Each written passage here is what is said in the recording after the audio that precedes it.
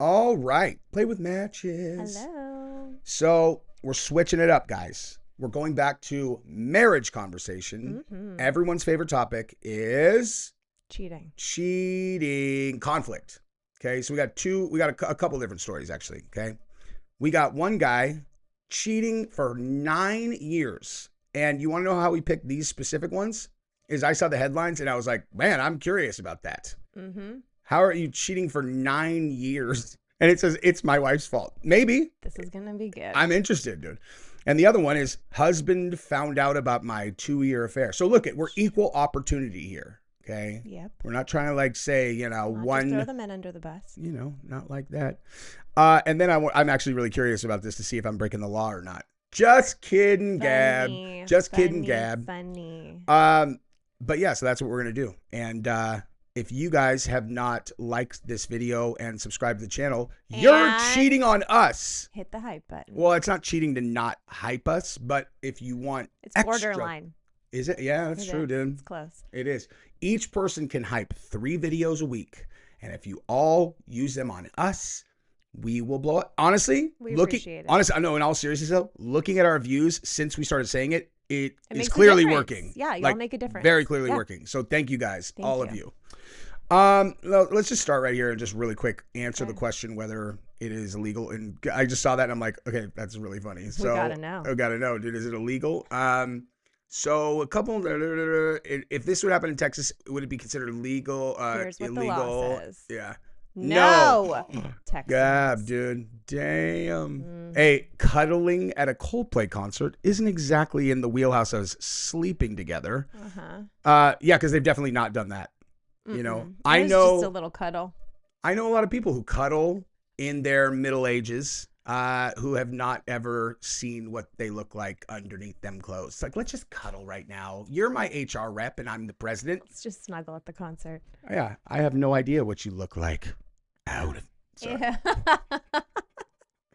Ew, wherever that was going. That was gonna be gross. Yeah, I stopped myself. Okay, so do you guys want to? Oh yeah, and then this, right? And then we'll get to the videos. 4 types of cheaters all lie. Here's what to do. Hang on, let me frame that a little bit better. There we go. So let's just go to the let's go to the types. about Okay, what? one is the sex addict. Usually a girl, I've heard. Clearly.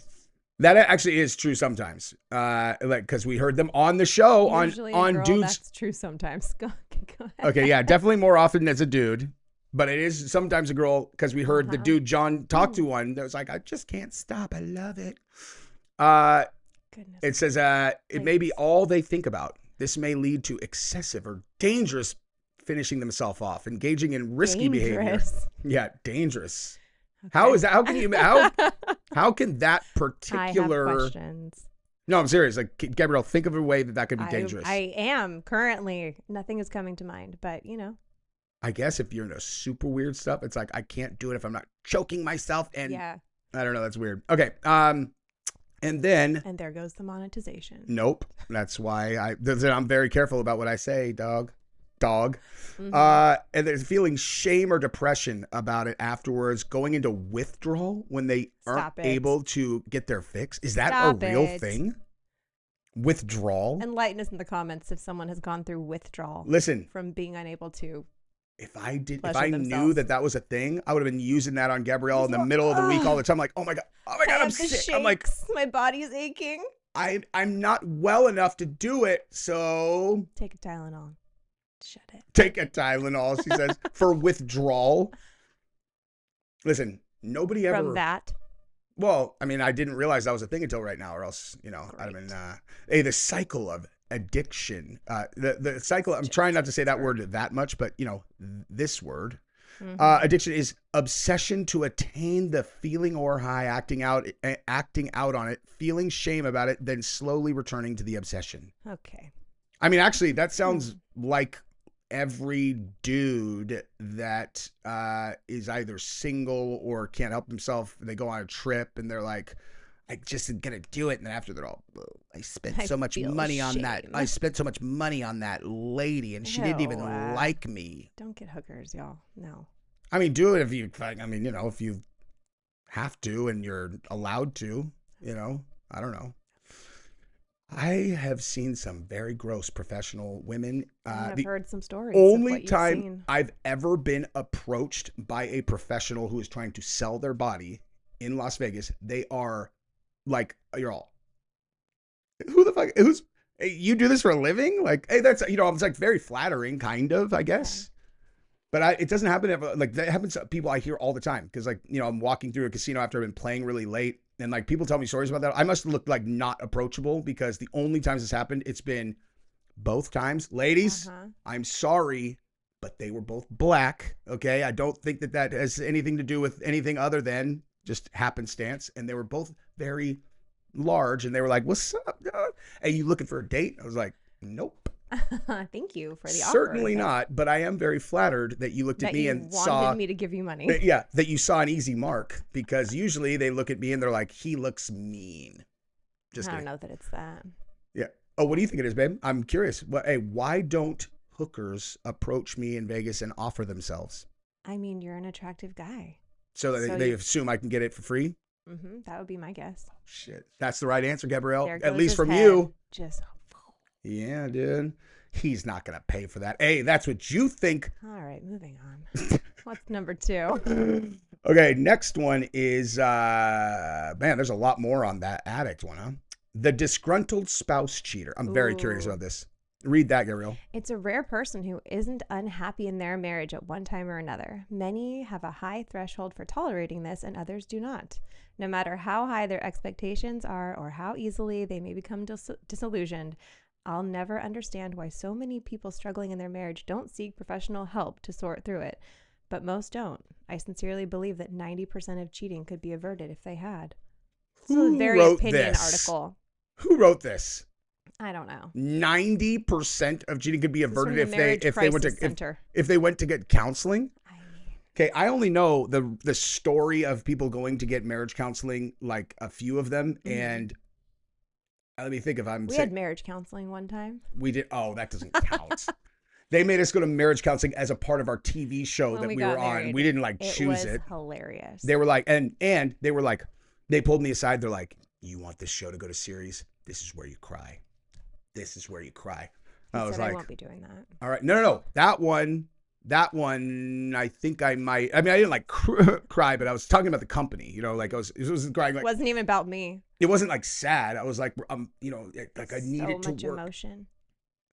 But when they asked me to cry in our marriage one, they were like, look, so tonight, so we're going to get you with your boy and we need you to sit with him and just be like, you're going to tear up. You'll use some Visine and you just say like, I can't believe I'm getting married tomorrow. I was like, fuck no. I said yes to everything they asked. Except for eating ice cream out of my hand. Those are the two things. When we were shooting B-roll, we were walking down the beach. In the scene that is like attached to the trailer, they were like, okay, now Gabrielle, stick them, get the ice cream all in his face. I was like, no fucking chance. It was so fun. We need to tell that story one day. Everyone keeps asking for the story of us. Oh, we've never told that. We have not. We've never told the story about the reality show. I don't believe so. Yeah, we'll do that.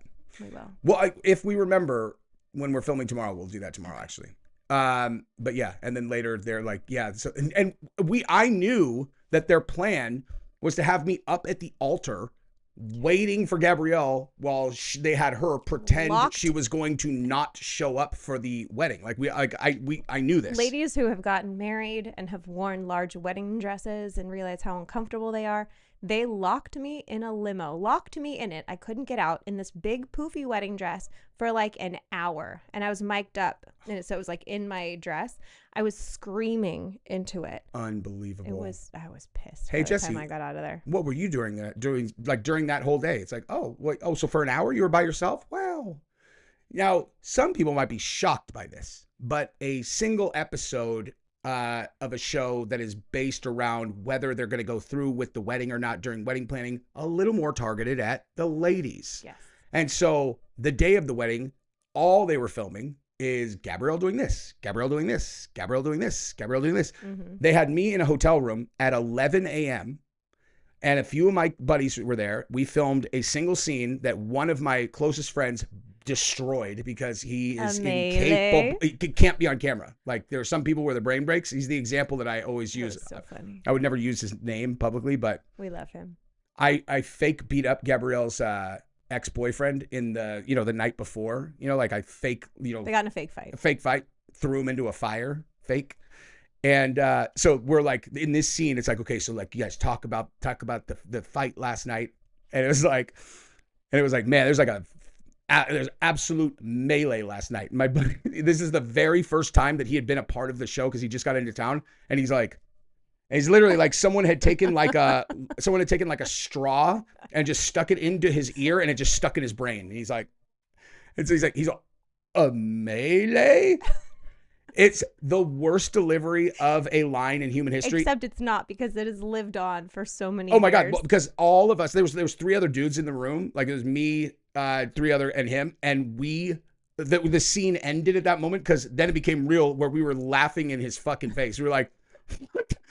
That's your, because it's like some people don't realize that like you can edit this footage. Like, so I understand we can like break character fucking whenever, So we were like, I immediately broke character. I was like, that's your contribution to this fucking scene, dude. Amazing. Gosh, and everybody just started fucking dying laughing, dude. It was like, but yeah. So then after that was over at 1, they're like, all right, just hang out. I'm like, okay, cool. What'd they do with the guys? They left. They went to go party. Oh, really? So everyone who's in town for the wedding is enjoying the free bar and the great venue, and everybody's having a grand old time. They're getting everybody drunk and everybody's having fun. Gabrielle is filming the actual television show, and Jesse on Fire was locked in a room. Jesse on Ice in a fucking hotel room by myself. Was your like monitor with you, or were you for a very small part of it? Like, and they were, it was all. I mean, literally 8 fucking hours. 8 hours alone in a hotel room while everybody else having a blast. Keep in mind also, we've been filming for a week, and like I made one very, what's the right word? Significant decision, which was the very beginning when we first started filming. It was very overwhelming because I didn't realize how big of a production it was. And so I was like, oh man, like I wasn't as used to being on camera as I am now. And I decided, I'm just going to take an Adderall. Here's the thing about that, right? Once you start. If you're going to be filming until 3 a.m. every single day, long days, you take one of them, it's over. Because now you can't stop. Because you're just going to like, you can't stop. So by the 6th day, it was like, it's one of those things where it's like, I just have to get through the next few days. And I'd eaten so much Adderall that my brain was like all. Your body was on, but no one was home. It's exactly what we used to talk about. It's like, so I had a chemical battery in my back, and that's keeping me upright, and that's it, dude. And it was just kind of like, la, la, la. It's like, la, I'm in the hotel room. And by the way, not allowed to have a phone, not allowed to. Yeah, they took everything. I was there with no phone, no way to talk to anyone, no nothing, just for 8 hours. It was fucking hell I on loved earth. that day. I had a blast that day. I bet you did, dude. Until I was locked in the limo. Yeah. Then they pulled me out, put me on stage, on the altar. The stage. Yeah, the stage with all the biggest production ever. All my friends and family, everybody's there, and they're like, they go up there, and I'm like, hello, everyone. And they're like, do, do, do, do. Do, do, do, do. They had told me she wasn't coming, but I didn't realize that no one in the fucking crowd knew that this was rigged. And so like I'm up there, and I look, and I'm looking around, and all of the whole crowd is all reacting like naturally, like, because they don't realize this whole production's obvious. It's a production. And so they're all, I could feel their eyes on me like, dude, is she going to not go through it? I'm like, you mother effers. And I don't know, like certain part of my personality that you probably cannot read through the screen would be my tolerance for people making kind of a big fuss over me is as low as you could fucking imagine. How many birthday parties have I ever thrown myself, Gabrielle? Like 0. I don't do that shit. It's like, Jesse's birthday. I don't do that. Like that's Diddy is on one end of the spectrum and I am on the exact opposite. I'm like, I will go to people's birthday parties, but like, I'm never going to make a big deal about myself. I don't want to feel like I'm putting people out. I don't want to, you know what I mean? So stupid. It is in hindsight. Like I should have thrown events because everybody would come and have fun, but nonetheless, my worst fucking nightmare is being on a stage for an hour with everyone captive. And then I could feel all of them like, oh my God, he must be just tripping out right now. And I'm like, oh my God. And I'm just sitting there. Eventually, after 9 fucking songs, they're do, and they're all pretending, where is she? Where the fuck is she? They send Mandy down the aisle. she goes running down the aisle, and I'm looking at the crowd. I'm like, and I'm trying to like signal to somebody this isn't real. This isn't real. And no one is picking up on what I'm putting down with my blank stare. Your battery. Yeah, I'm just looking at them like, and I'm like, no one is telepathically able to understand what I'm saying here. Oh man. And they finally let her. Yeah, they let her come. We do our vows. And I'm like, oh my God, thank God it's over. Let's go to the bar. They're all, we're going to do that one more time. Let's do it again. Swear. We got married 4 times, I think, in a row. 3. No. They wanted me to walk down the aisle. Yeah, they wanted me to walk down the aisle mad, sad, happy. Like they wanted all the different emotions from me as I'm walking down the aisle. I will say though, for the production team, they did let us have that first run through. They let us get married. They let us have that. So I'm so thankful that like that actual moment. That's the only part of the entire production that was real. Yeah. They let us have that moment. And then we were like, oh, yay, we're married. They're like, okay, take 2. Yeah. They're like, you think we gave you all this free shit for nothing? Like, you think that this is your fucking wedding? They're like, run it back. That is the, okay, yeah. So I was mixing up memories of when I felt most uncomfortable on stage. I forgot right then. Because I'm looking at them. They're all captives, you know? The audience. Like, they're all captives and they're all, okay, we're going to do that again. And you know that moment where you're like, how would I feel if I was in the crowd right now? And I'm like, they were fine, y'all. They had an open bar for like 4 hours beforehand. They were good. And they were part of a TV show. Like they were, trust me, they were fine. They told one of my really good buddies, Ryan, to that he was supposed to be in the back yelling, you know, like is there anyone who has anything now or forever hold your peace? And he had been part of the show, like where he had been at my bachelor party and they told him what to say. And a good idea. This is not a good idea, man. They fed him that line, obviously. And then he's supposed to be in the crowd like, don't do it. He's fucking gigantic. And Shannon's boyfriend at the time, they were trying to get him to do it too. He just left. No, that's exactly right. Like, because Ryan, who's 6'5", 290, huge. He's like, when they were like, yeah, we need you to yell. And he's like, okay. And then he's like, I'm not doing this. Like, Jesse's going to fucking kill me. Because they like couldn't communicate with me. So like, he can't get permission. So he's like, he thinks like they're just asking him to do it on the fly. He knows I'm going to think it's real. And he's like, I'm not doing it. So he just leaves. So they grab this dude who's dating one of Gabrielle's friends who I don't fucking know. Doesn't know us out. He doesn't know us at all. And so when this thing's going on, he's like, this is bullshit. Hey. Hey. Why the hell? He actually did something. What's that? He actually did something? I forgot. Wait, are you serious? Yeah. You don't remember that? No. He was yelling. And I was like, why would she be dating this fuck? What the fuck is wrong with this guy? Because I had no idea what was going on. I was like, why is this guy yelling? Because I'd never, like, why would he have any opinion on anything? Yeah. That's funny. I don't remember that at all. Yep. And she and him, I don't think lasted much longer beyond that. Yeah. She apologized, but it was because the producers told her. I didn't make the show, though. It didn't, right? No. Yeah. Anyways, that's a little glimpse into our wedding story. That is a little bit, yeah. And then afterwards, I was the disgruntled spouse cheater. And we're back. Just kidding. Okay, right. So this is misunderstandings, yada yada. Oh, the disgruntled cheater needs to go to individual therapy. How did we go on that tangent, Gabrielle? Go. How did we end up talking about our wedding? I forgot. Yes. See, I am good at keeping track of tangents because we were talking about the only time we went to a marriage counselor. Oh, yep. Mm-hmm. So the original story I was going to tell is that the times that we know about when people have done that, they go there and the marriage counselor's like, so what I would say is have sex more. Like, you know what I mean? It's Please like, not do that. I went like this actually. Wait, how is it? What does this even mean? I don't know, but it was visual. Connect your bodies. Okay. But yeah, like, it's like, wow, they pay by the hour, huh? It's like, have more sex. Mm-hmm. And the girl in one of them, very notable, was like, I just want him to just pulverize me. And he's just so soft and whatever. And the, marriage counselor's like, just, try to do what she wants. Experiment. Gabby and I are all, hey, that's going to, like a guy who's already all fucking meek. And then it's like, hey, be strong when you choke her. He's like, is this what you like? Yeah.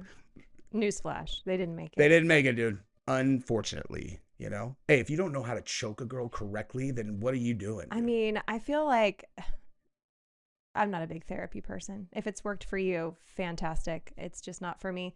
But like communication works. Mm-hmm. So maybe just like talk to your partner if you're feeling disgruntled.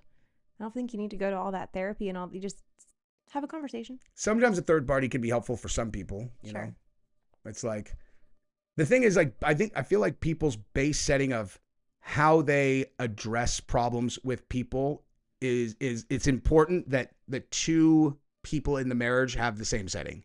It's like if people like to kind of like, let's talk this fucking thing out, man, then that's good. You know, if they're both like that. But if one of them is like, the fingers today. well, at least, you know, I'm not just talking about sex now. It's, hey, if you were going to have sex or talk about it. Okay. But like, yeah, because like if you have one person who's like, I need to talk about this, and the other person's like, I don't like talking about things. Let's just relax. It's like, you know, that's. No, you have to talk. We do. You have to talk things into the ground, but you have to communicate. Mm-hmm. Right, but like, okay, yeah, communicate, but neither of us want to fight ever. Oh, no. Yeah, we're not like talking to the grounders, but I feel like both of us, we're very good at articulating what we need. You know, like if I'm exhausted and overwhelmed and can't do it all or whatever, instead of getting frustrated that you're not doing anything, I'll say like, hey, can you please help me with this? And then I do. Exhausted, and then you do. Yes. And I'm like, vice versa. Listen, if you want me to finish fast, you need to put it in. I'm just kidding. That's gonna be a terrible fucking joke, dude. That's gonna be a terrible joke, but true. But yeah, I mean. Anywho, I'm joking. But nonetheless, we both don't like to fight. And so Correct. We will avoid that. So we're like, oh, if that person, if you know, she cares that much, like fucking, okay. Yeah, exactly. But it's because we communicate. Yeah. Like I feel like this disgruntled spouse situation is where you let things fester and they become, you make mountains out of molehills, and then it turns into apparently this. The article that you sent me about that, where the guy ended up getting divorced because he kept putting a pan in the sink. Remember you sent me that? You're like, read this, dude. This is nuts. And like the guy, he's like, I just didn't get it till she left me. That like me putting the pan in the sink after she had asked me not to was like, you know. Yeah, but it's true. Sure. Yeah. It's very true. Yeah. It was like, yeah, leaving a cup in the sink or something. That one little act over years, she became so frustrated. You know, I mean, if you've ever cleaned something up, you know that feeling when the first person to put something down and make the mess, like it's infuriating. And apparently she had this conversation repeatedly with him, and homie just kept leaving stuff in the sink. And for her, that was not just he's leaving something in the sink. It's disrespectful. It's not listening to what I'm saying. It's not caring about her feelings, her emotions, and just putting himself completely above her. So it was like one little thing that turned into the end of the marriage. But without, you know, dissecting this one situation, it's like, let's just hypothetically say that you were in that situation. If you are providing some other incredible value in the relationship, then you know, they'll let that slide. But if it's kind of, you're just doing whatever, and then, you know what I mean? I do not think you let that slide. If you have voiced it, and it's a small act like putting your cup in the dishwasher, I don't think you let that slide repeatedly.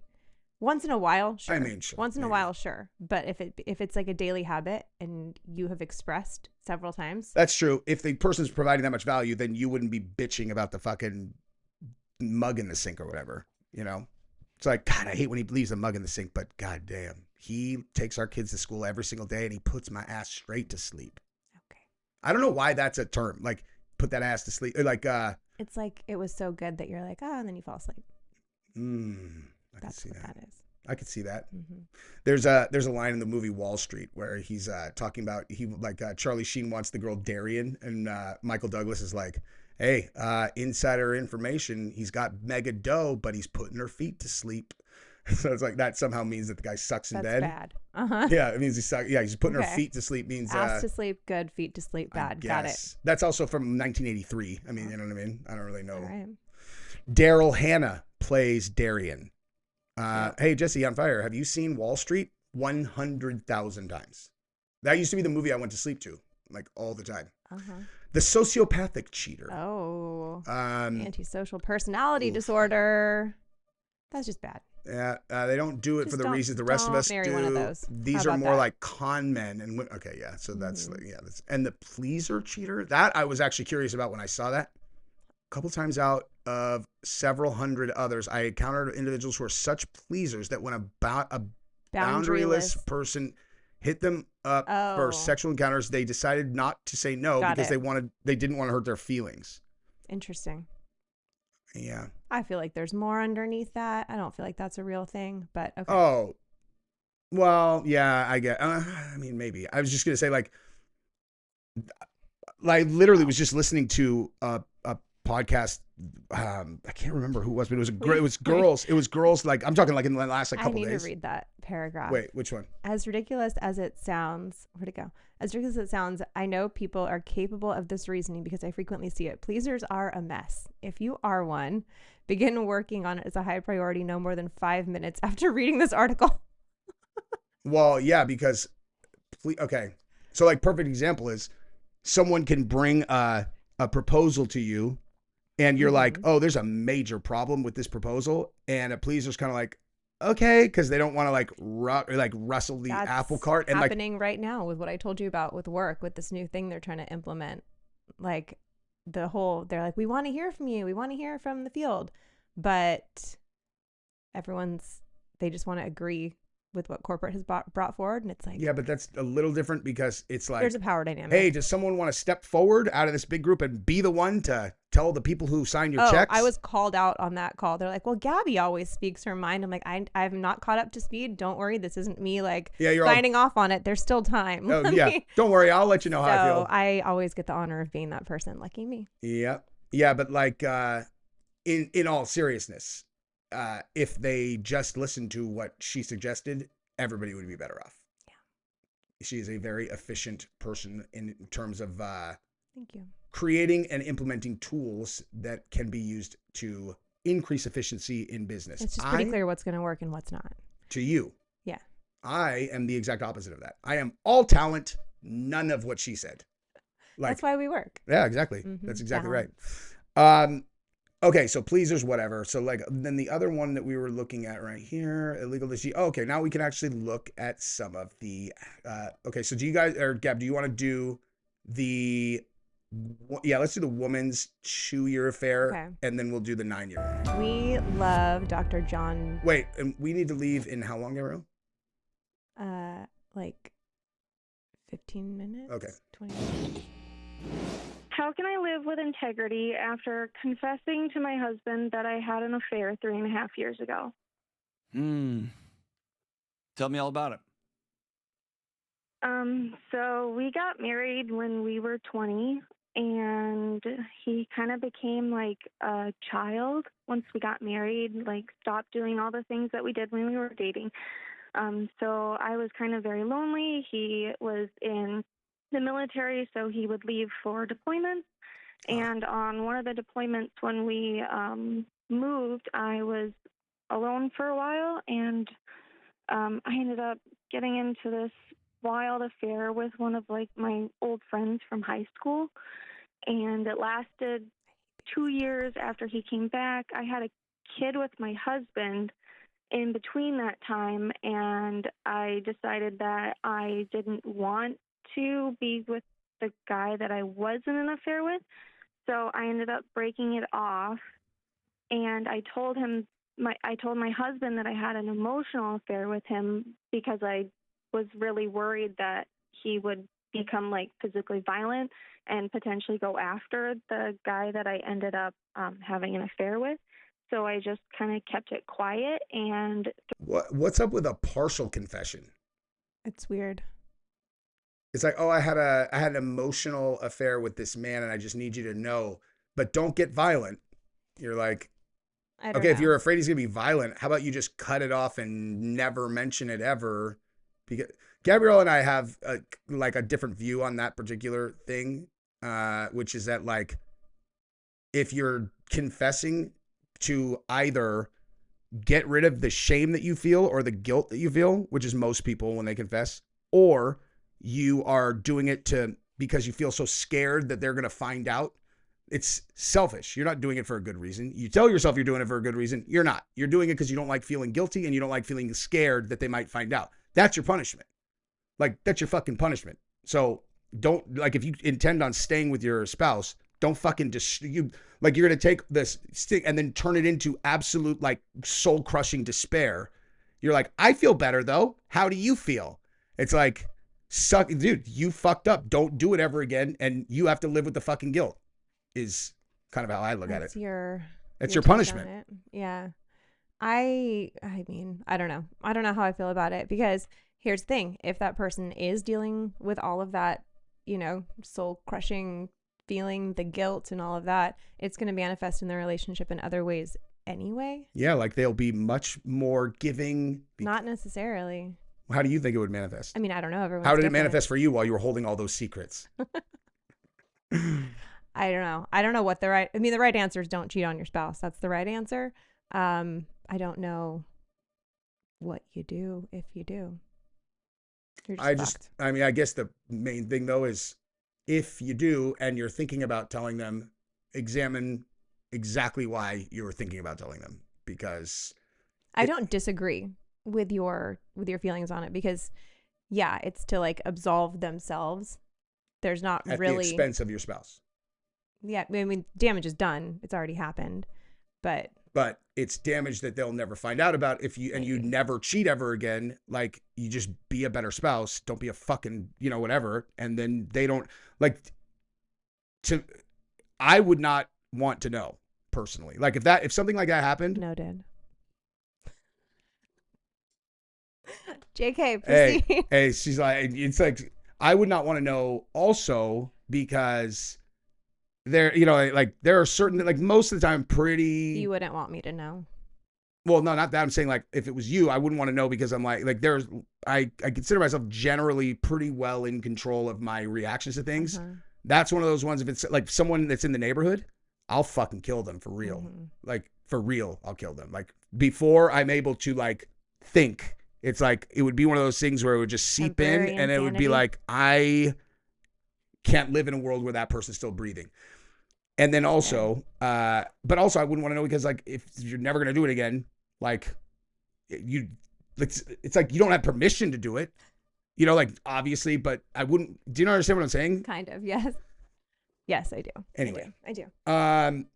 But yeah, so 3.5 years later, my husband asked me last month, "Hey, was it actually an emotional affair?" And I figured now was the best time to be clean and live with integrity. So I told him, and now it's just been trying to work through it. So I don't really know what to do, John. Military thing is a little, I mean, it's not like you don't get absolved. No, you're on your own for a while. A long time. Yeah. Like that's it's tough on everybody. And certainly I have a lot of military viewers and really good friends. I'm certainly not saying it's okay for their fucking girls to cheat on them while they're deployed.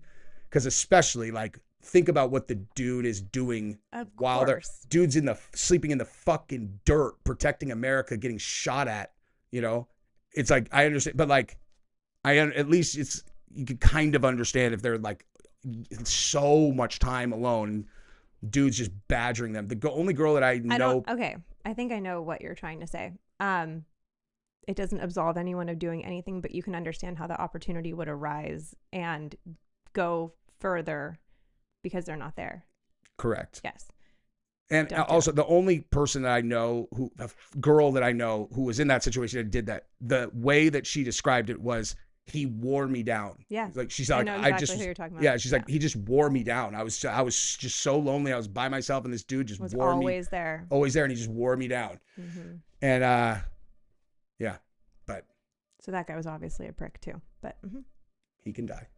If, Again, though, dude, military wife, dude. Do you know exactly who her husband is? You know what I mean? It's like, for sure he's trained to kill. No, that's of course. Yeah. Oh, the other guy. Yeah. On base. Yeah. I got to say, I don't think you're living with integrity yet. Can I tell you why? I know it's hard to hear. I'm just telling you because I love you.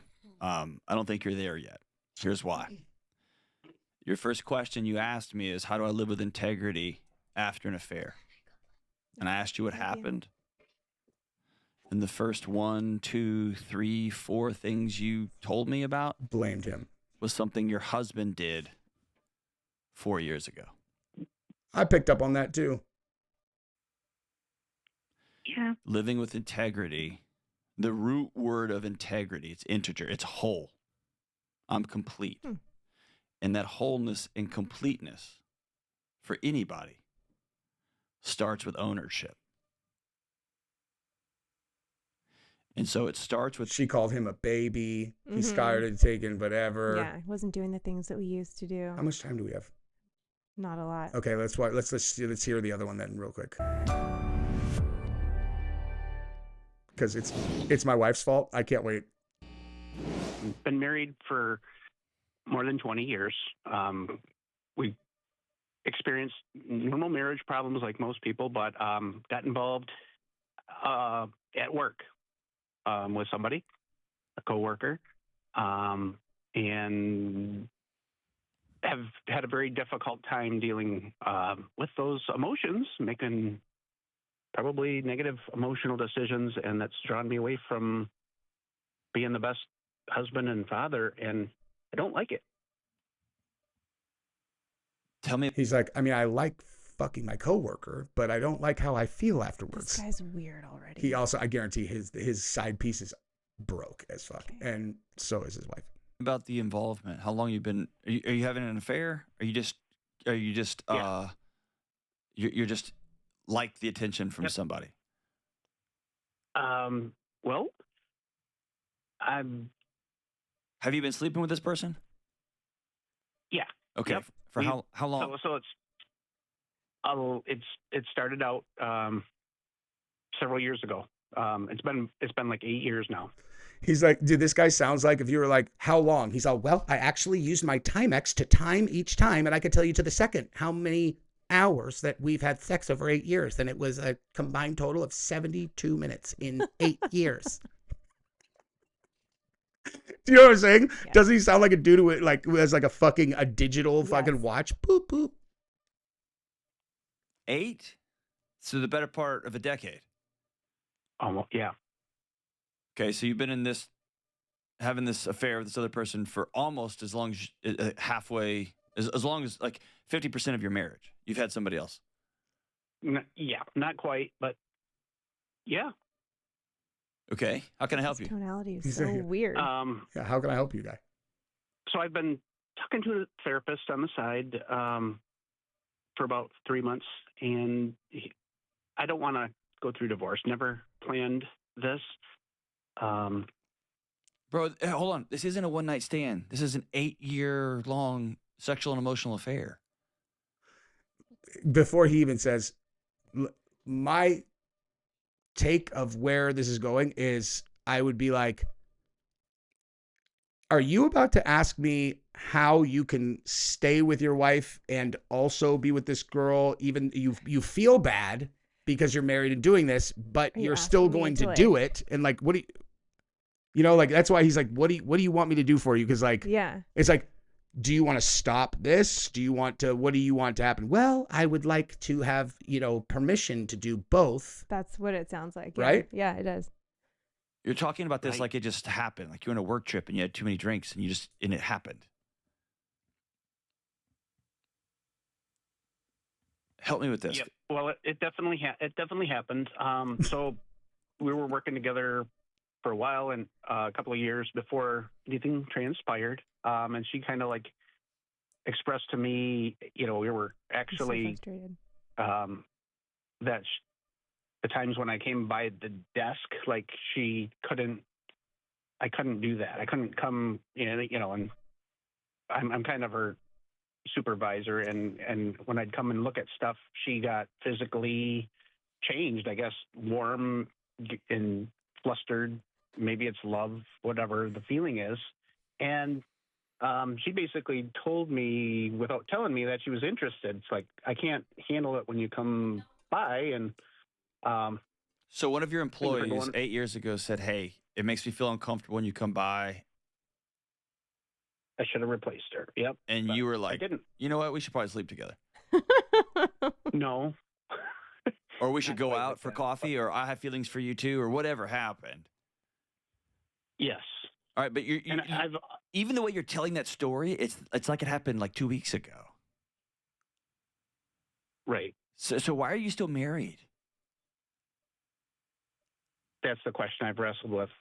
So like, I've been unhappy. No way. You've been smashing your underling and lying to your wife, sneaking around for 8 fucking years with a girl you see every single day. Spends more time with her than his wife. Without a doubt. Because this is an office. Yeah. Like you're with her all day. And then you go home and your wife's like, hey, we have these bills to pay, whatever. And your wife's at first, she's kind of like, why doesn't he want to have sex anymore? It's like, I guess he's just getting old. It's like, nope, he's planting his seed in some fucking chick that he works with. And it's like, hey, planting his seed. It's like, so I started to feel unhappy. You're all, man, imagine that. Having sex with someone totally stringless who's never going to bother you about anything because she's your fucking employee. She has no ability to bother you about anything. You're subordinate, dude. Gabrielle like that. Hey, you want to play that game tonight, babe? You want to play subordinate? And just don't ever sound like this guy. Oh, God. This guy sounds like the least fuckable boss on earth. I know when I hear a fucking man I want to have sex with, and it doesn't sound like this. The large majority was probably just the butting heads at home and what I felt was lack of respect at home, and kind of like when we had kids, they became Wait. I'm sorry. I have to stop right there real quick. I have to start right there. The problem he had at home is he's like, it's a lack of respect. He's all, and I found someone who respects me. Because if she doesn't, I can fire her. Guy's a fucking winner.